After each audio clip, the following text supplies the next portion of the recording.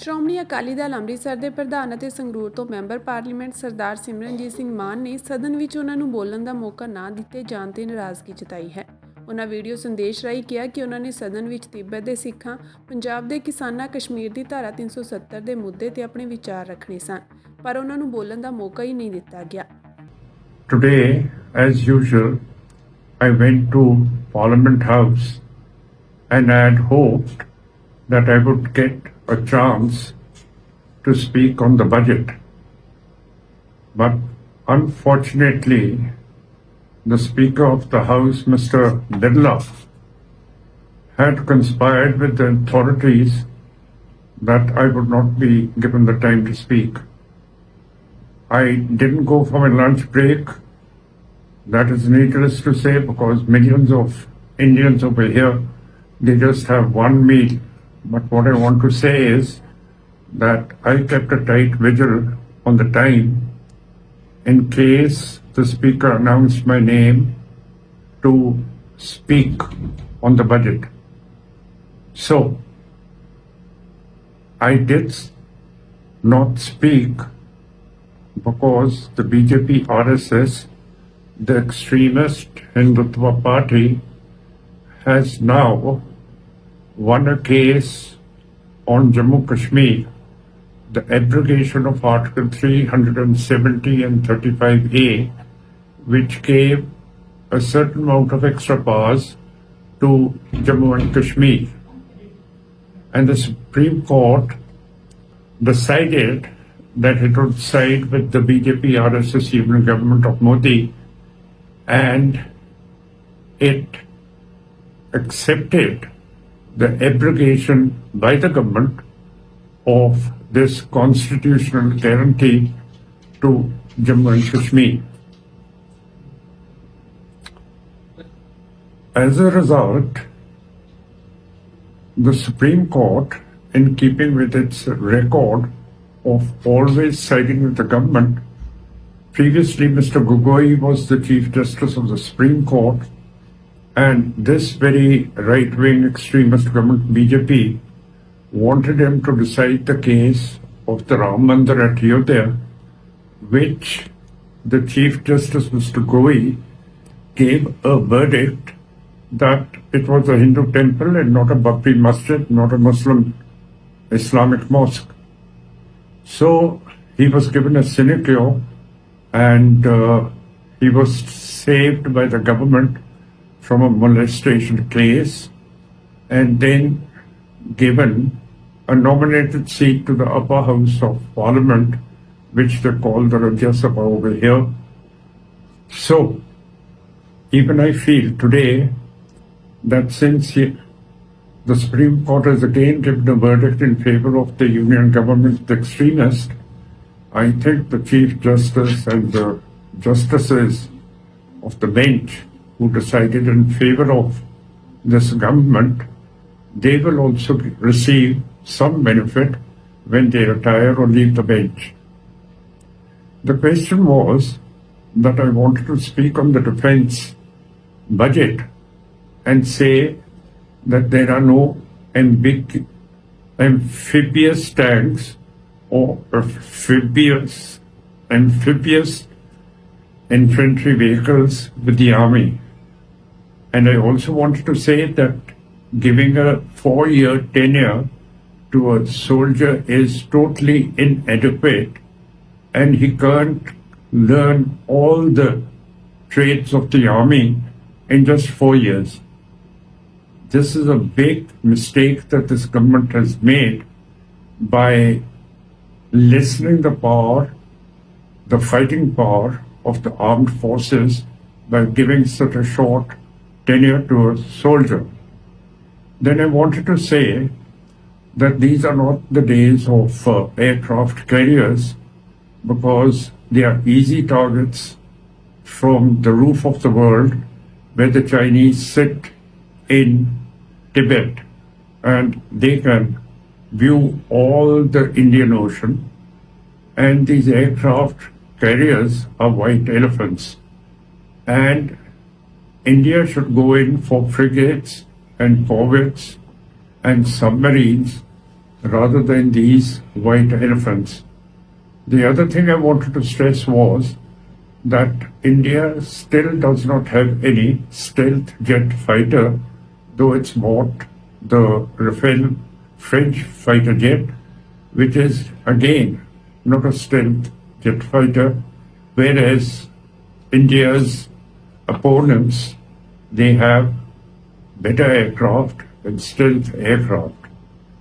This is what I wanted to say about the defense of this country, which the Hindu government is not aware because they have never ruled in their history except at the legendary state of Ayodhya way back, which is a myth.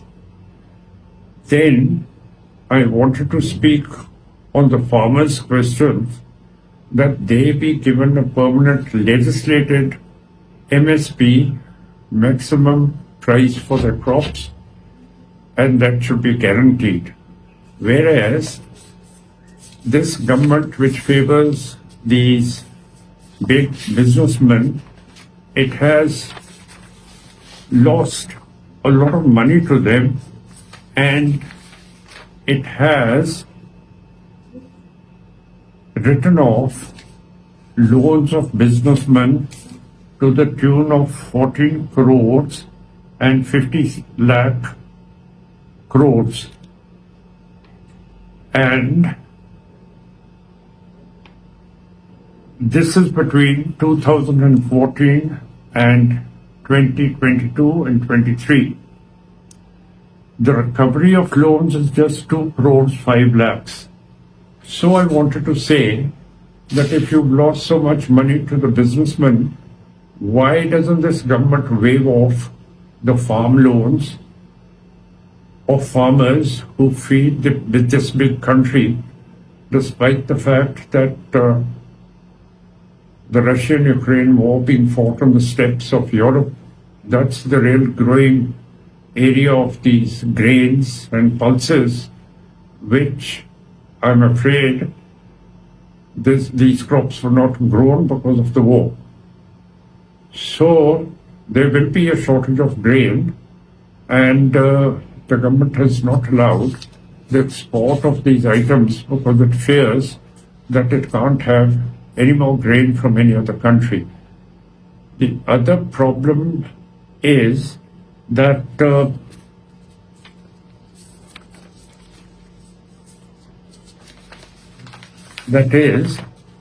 I had made a list of things about what I was going to speak today, and I have spoken on the budget, the defense, then about the farmers, and now I will speak on the assassinations of Sikhs abroad.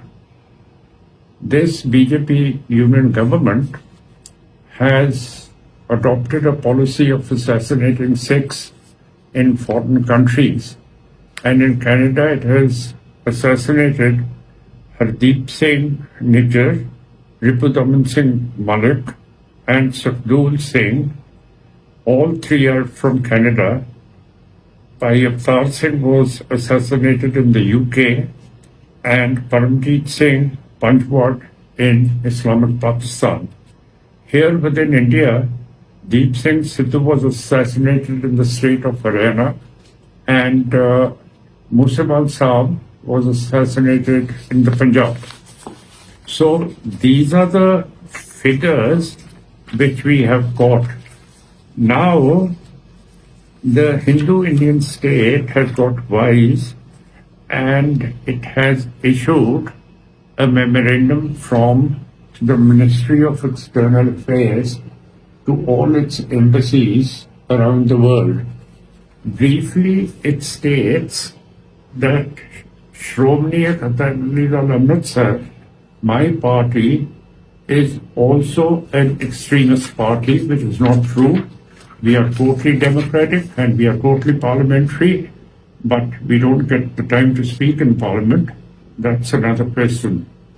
And then The fear of India is that in sentence C of this report by the External Affairs Ministry, it reads, although the relations between India and the West continue to gain momentum, the Khalistan issue has become a subtle leverage while depicting India as a strategic partner to contain China and Russia.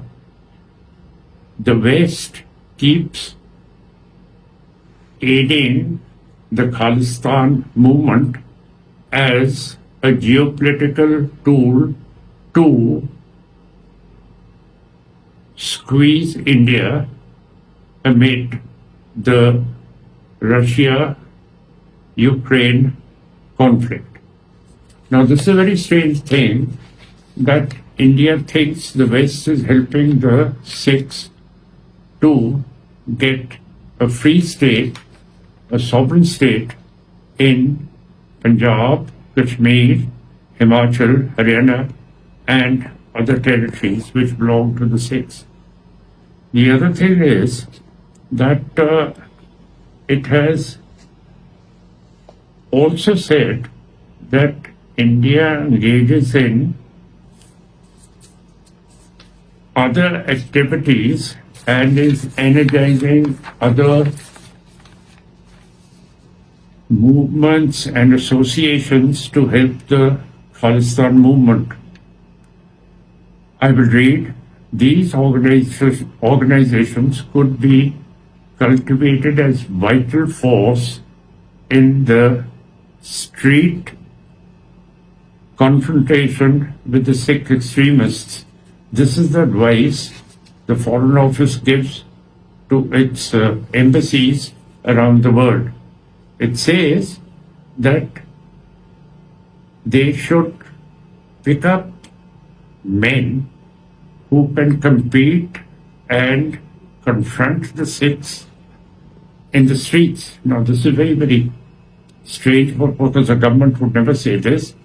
And special efforts should be paid to establish cooperation with moderate Sikhs so as to integrate the neutral Sikh community. With regards, it writes, Vinay Vatra, the Foreign Secretary, and it sends out copies to most of its missions. These are the things that I wanted to bring to the fore, but of course, the government is not ready to give a chance to Sikhs to speak in Parliament and explain their point of view. The other thing that I wanted to say was that the External Affairs Minister of India spent 5 days in Great Britain trying to convince the Prime Minister of Britain, the Foreign Secretary, the Home Secretary, and the Labour Party's shadow Foreign Secretary and tell them that they should curb the freedom of speech and expression of the Sikhs. But the British, as you know, they've told this minister that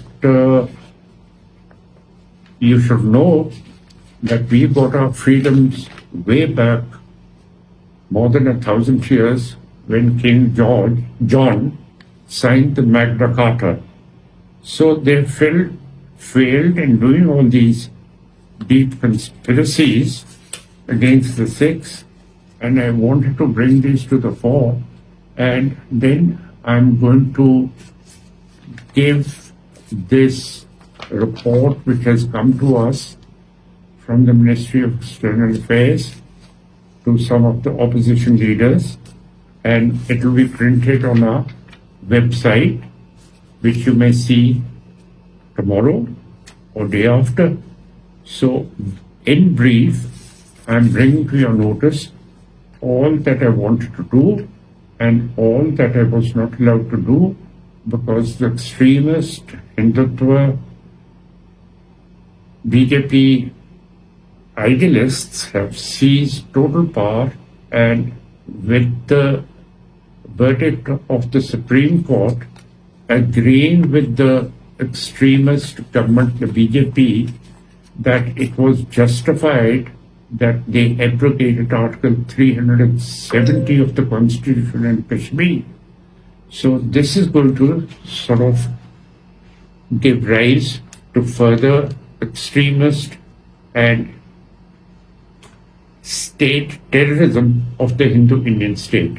So that's finally what I wanted to say, and I wish you goodbye and Vaheguru Ji Ka Khalsa, Vaheguru Ji Ki Fateh.